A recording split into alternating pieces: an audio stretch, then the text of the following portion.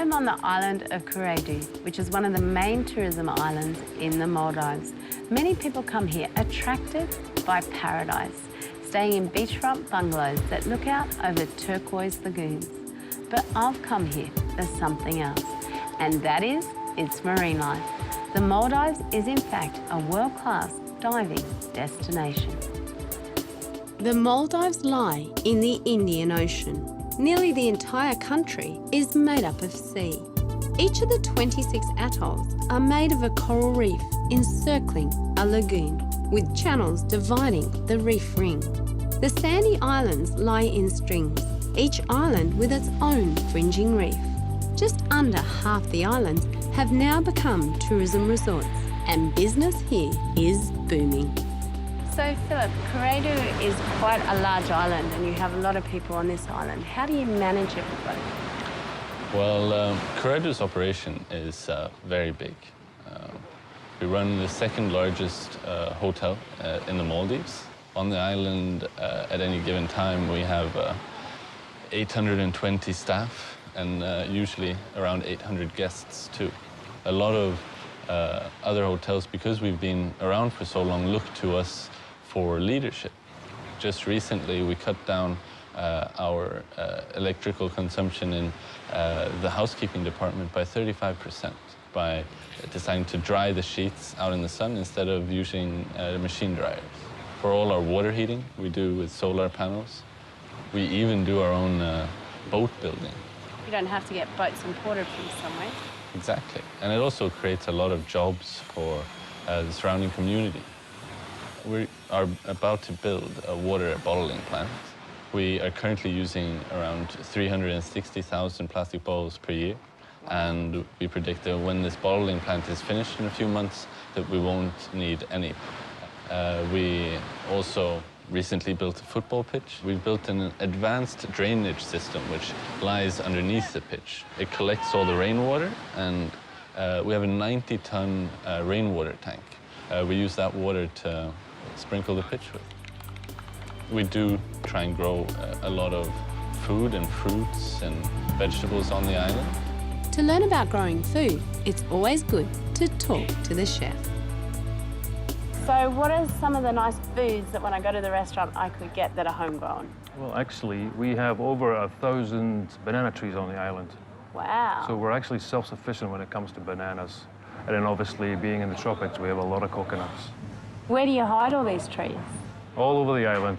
So it sort of adds a nice tropical feel as well. It totally does, yeah. And you can actually see the gardeners going around and picking them as well. We have actually quite a large garden in the middle of the island, and it's been there for quite some time, and we grow all of our lettuce. We grow tomatoes and peppers and chilies and lots of flowers as well, actually. And it's mostly the products that we can use on a daily basis. And we are probably, at this time, about 350 kilos a month in products that we actually grow ourselves.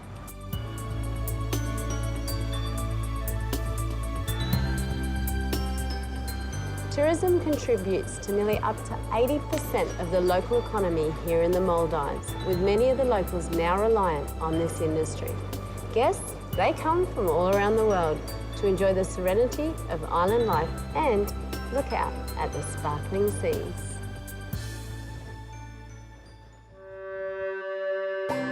The ocean is in fact our world's largest ecosystem. It covers over 70% of our planet, and there are 5 major oceans. Seawater contains dissolved minerals, mostly sodium chloride, which is in fact table salt. The oceans are never still, even on the calmest days, as they are not only driven by waves, but underlying currents.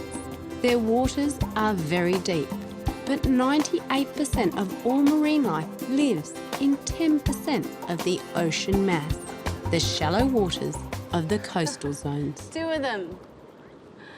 Now this is really cool. When you stay on an island surrounded by sea, marine life is never too far away. Now I've just come to the other side of the island, and in this shallow lagoon, when the tide is right, you get heaps of little baby sharks. Now I'm going to try and find a couple more, and the best place to find them is where the bait fish is, just over here. Kids always get a kick out of seeing nature, but sometimes are sheltered from it. I think it's important children understand the world they live in and how important every species is to our planet. By the time these kids grow up, many species will be extinct from our seas unless we do something about changing our global habits immediately. At age 8 here in the Maldives, kids can take their first breaths underwater and get a glimpse into another world. That's the tank here, and the tank is full of compressed air, huh? So we're gonna have lots of air in the tank for our little bubble maker program in the lagoon, okay? What's okay, guys? All right, okay. Done. What's that? No. Not so good, nicht so gut, huh? And? Up. Up, hoch, Down. runter, down. Selbstbewusst, Arme durch. Oh, heavy. Is it heavy? Is it heavy?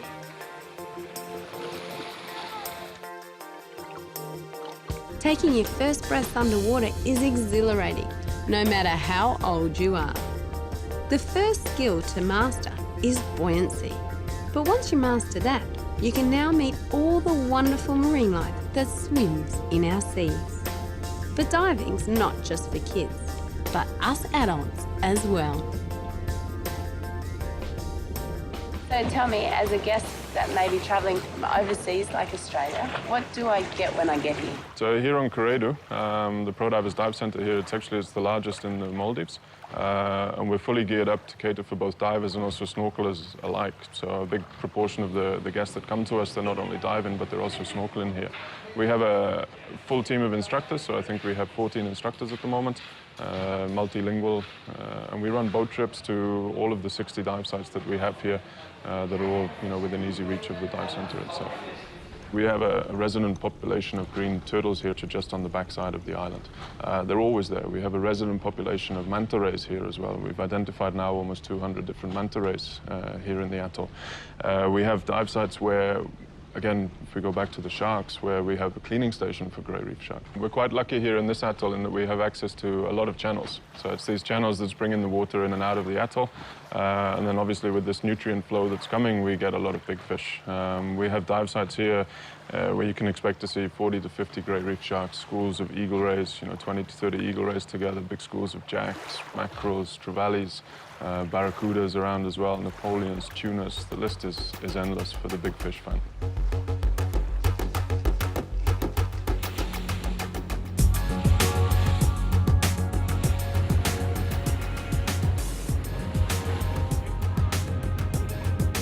The ocean always seems to provide so many wonderful things.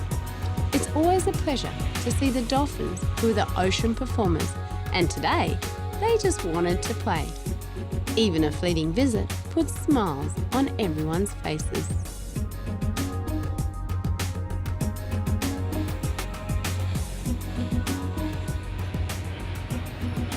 They've had to turn around because we passed a blue fishing net, and in that blue fishing net apparently someone saw a turtle and it looks like it's trapped in the net. So they're turning around and we're going to try and get him out of the net.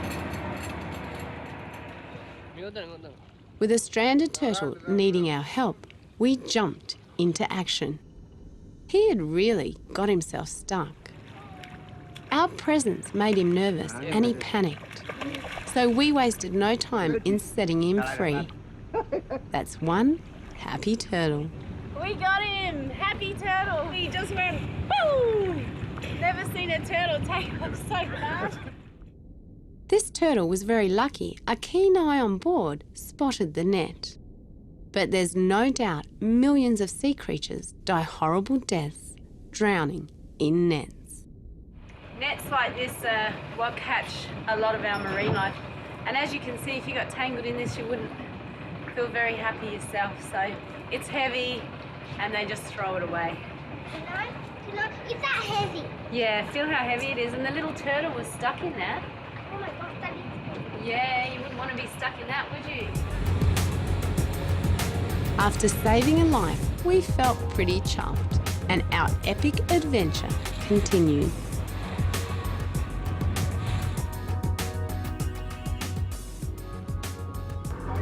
It's pretty cool as you cruise within the atoll. that you can see the islands that surround you that make up a ring-like formation. Now these are the remnants of ancient volcanoes. There used to be volcanoes that came through the top of the ocean, but they've long since gone, and what's left is the fringing reefs that formed around them. Now these fringing reefs offer the divers the most incredible experiences, and of course, because they're so isolated in the middle of the Indian Ocean, you get big marine life. Jumping into the Indian Ocean for me is always fun, as the majority of my diving is in the Pacific. But I'm used to sheer walls and blue seas, so I felt right at home. The secret when diving channels is to stay in the blue and look back over the reef. This is where the sharks and pelagics mainly hang, so it offers the best vantage point. But the other reason is, if you move too close to the channel, the currents intensify. A few minutes into our dive, we found sharks. First there were 1 or 2, then there were 10. And then I found a wall of sharks, at least 50 sharks all at once, possibly even more, as I neglected to count them. I was distracted by a couple of eagle rays gracefully gliding along. Following one little guy, I soared through the water. But once he went over the top of the channel, my cameraman and I felt the current picking up. Staying low, we made our way out to the blue, coming across a large school of eagle rays hanging motionless, while we were madly finning and out of breath.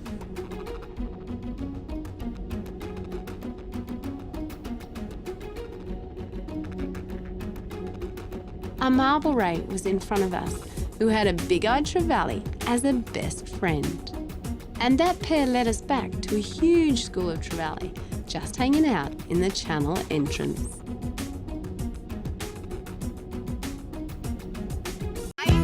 They've always been your second pair of eyes, so when you need glasses, you gather the girls to find your look. Bashful, bold, smart, flirty. Sometimes it's unanimous. Oh, yeah. Winner? And sometimes you need a deciding vote. Yes. Oh, I need another opinion. Excuse me. Yeah. What do you think? Love them. Spark your style for less with hundreds of frames from new brands like Flower by Drew Barrymore, backed by our 12-month guarantee. This is iPhone 6s. Not much has changed, except it feels different. Now you press lightly to peak and deeper to pop. It changes how easily you can peek a flight, check a post, search for dinner. Ooh, you guys are gonna love that place. You can find a getaway easier. Yeah, go there. And find music easier. Wait, are you listening to your own song? No, I was, hello? So pretty much everything you do feels different. And that's what's changed. UPS is a global company, but most of our employees live in the same communities that we serve. People here know that our operations have an impact locally. We're using more natural gas vehicles than ever before. The trucks are reliable, that's good for business, but they also reduce emissions, and that's good for everyone. It makes me feel very good about the future of our company.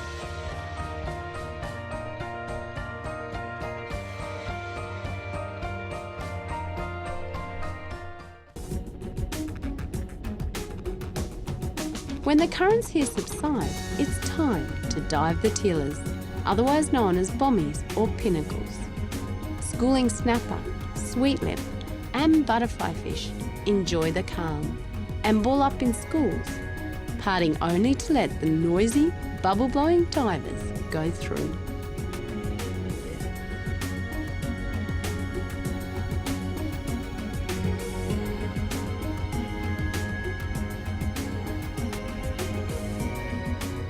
Among the schools of fish swim the odd turtle, and it feels like you could well be in a giant aquarium.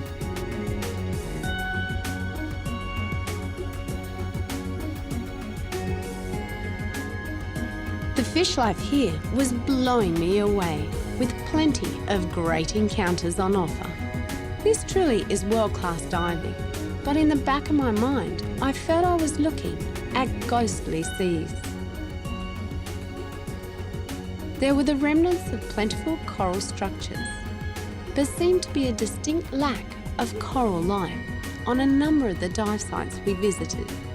This is not something I only notice here, but on coral reefs all around the world. Corals are the reef's architects and have constructed underwater cities using sunlight and photosynthesis to feed and grow. These coral reefs, which have been built, are home to 25% of our marine life, and the health of the ocean ecosystem relies on healthy reefs. But our oceans are changing, and quickly. I wanted to investigate what is happening in the Maldives. So one of the things we're facing as our oceans get warmer and they get more acidic because of climate change is the fact that the corals are starting to bleach. Now, the good news is there are areas definitely coming back, but we don't know how our temperatures are going to go in the near future. So the scientists are monitoring corals all around the world to see what's happening. A scientist I know very well in Australia has been studying the reefs of the Maldives, and I was keen to get his point of view. So how is the health of our coral reefs globally at the moment? Are we losing reefs?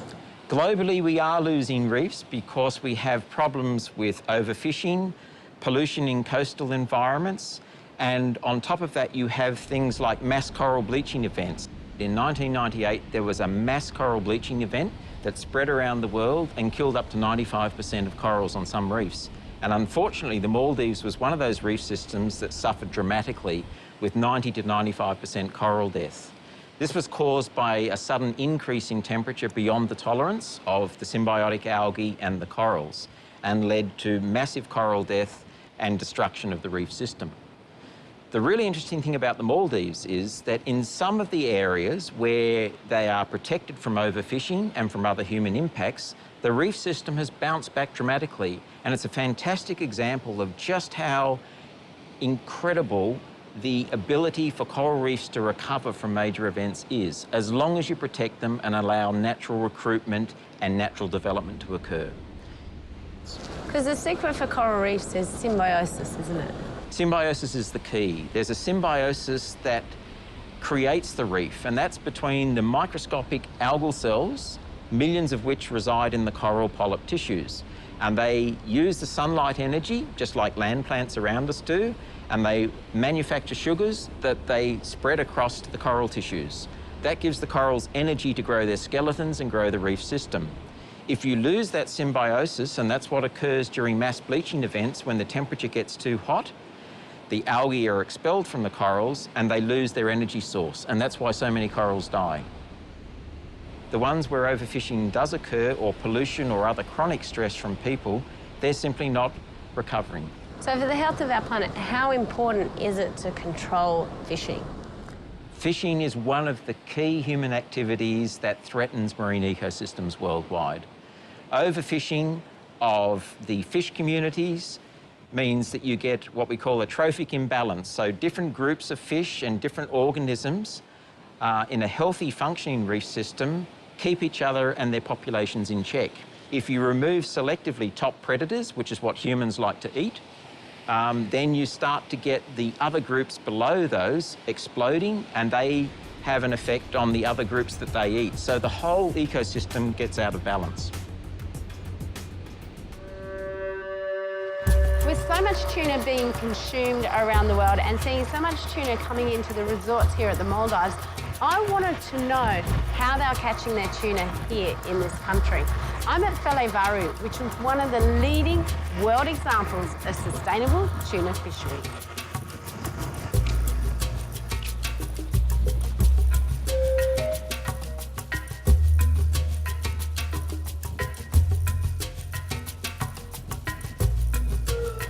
So Sola, tell me what's so special about the fishing industry that we have here in the Maldives.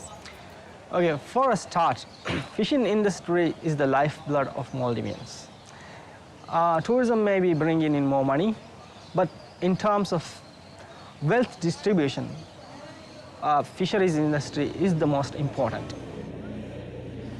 Until 80s, only Maldivians are fishing from West Indian Ocean, or from Sri Lanka or India, they catch very little by nets. But early 80s, Persenas started coming in West Indian Ocean. And when you see the statistics, you might see that Persenin, they are having a steady catch. But what they are doing is that Persenin, they have been increasing their fishing effort from time to time. Like it used to be small Persenas, then came big Persenas, and then came Persenas with fats. But in recent years, Maldivian fishery has come down. I believe that the main reason for Maldivian fishery to come down is that Persenin itself is bad, and the Persenin with fats is even worse. Just explain to me what a fat is. They just throw these buoys as the fish aggregating devices with the sonars and satellite tracking devices.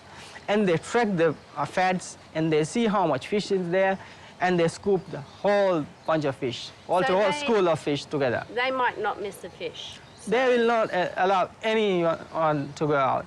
And whether it is dolphin or turtle or anything, they will scoop out everything. And we don't do netting, and we don't do Persenin, and we don't bite, and we don't pack it. And we are totally against it. When you open a can of tuna from our factory, you are assured that it's pollen line.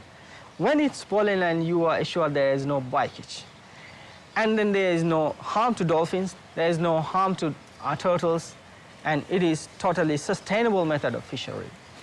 And what we are trying here is, it may be more expensive because it's caught one by pollen line, but what we are trying to do here is that support a sustainable growth of fishery, because the sustainable fishery itself is important to sustain Maldivians.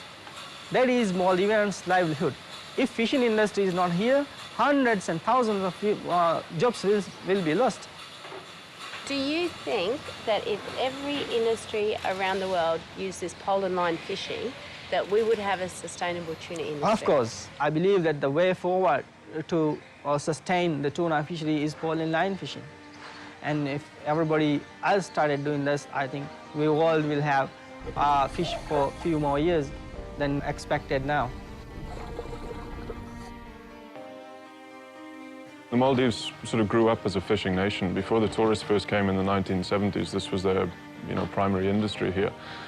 So a big population, or a big part of the population here, they're still fishing. So for us to work together with these fishermen to try and preserve the underwater aspect and the underwater world that they have here, which is what's bringing the tourism in now, it's a huge challenge, but it's so important for the economy here. Over my stay in the Maldives, I explored many sites, from shipwrecks and remote atolls with new coral growth coming back, to snorkeling around the sand islands. I played with sharks, rays, and many more awesome creatures.